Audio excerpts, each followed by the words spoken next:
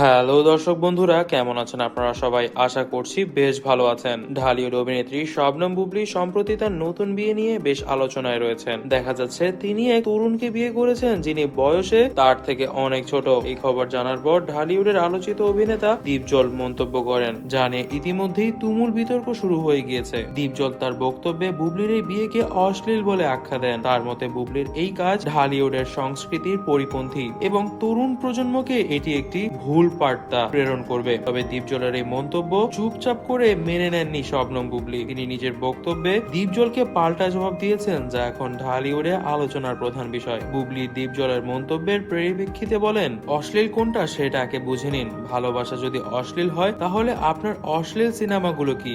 আর মদ পান করে যদি মানুষ ভালোবাসার মর্ম বুঝে তাহলে তো আপনি অনেক আগে থেকেই বোঝার কথা, কিন্তু আপনি তো আসলে একটু বেশি মদ্যপান করেন। আপনি কেন বুঝবেনই বা ভালোবাসার মর্ম? বুবলির এই সাহসী মন্তব্য সোশ্যাল মিডিয়ায় ঝড় তুলে দিয়েছে। অনেকেই বলছেন দীপজলের মতো একজন সিনিয়র শিল্পীর এমন মন্তব্য অপ্রত্যাশিত। অন্যদিকে বুবলির বক্তব্যে তার আত্মবিশ্বাস এবং নিজের সিদ্ধান্তের প্রতি দৃঢ়তার প্রকাশ দেখা গিয়েছে। দীপজল এখনো বুবলির এই জবাবে সরাসরি কোনো প্রতিক্রিয়া দেননি। তবে ঢালিউডের অনেকেই মনে করছেন তার এই মন্তব্য সম্ভবত ব্যক্তিগত অনুভূতি থেকে এসেছে এবং সেটা জনসম্মুখে না আনাটাই ভালো ছিল বুবলির। এই বিতর্কে ঢালিউড প্রেমীদের মধ্যে মিশ্র প্রতিক্রিয়া দেখা যাচ্ছে। বুবলির ভক্তরা তার পক্ষে কথা বলছেন এবং বলছেন যে ব্যক্তিগত জীবন নিয়ে কাউকে আক্রমণ করা ঠিক নয়। যেহেতু তাকে আক্রমণ করা হয়েছে, বুবলির তাই এমন ভাবে খেপে যাওয়াটা স্বাভাবিক। তবে দর্শক বন্ধুরা, আমরা কিন্তু মনে করছি দীপজলের মতন এত একজন সিনিয়র অ্যাক্টরকে এভাবে কথা বলার এবং জবাব দেওয়াটা উচিত হয়নি বুবলির। এমনকি হয়তোবা সে বলেছে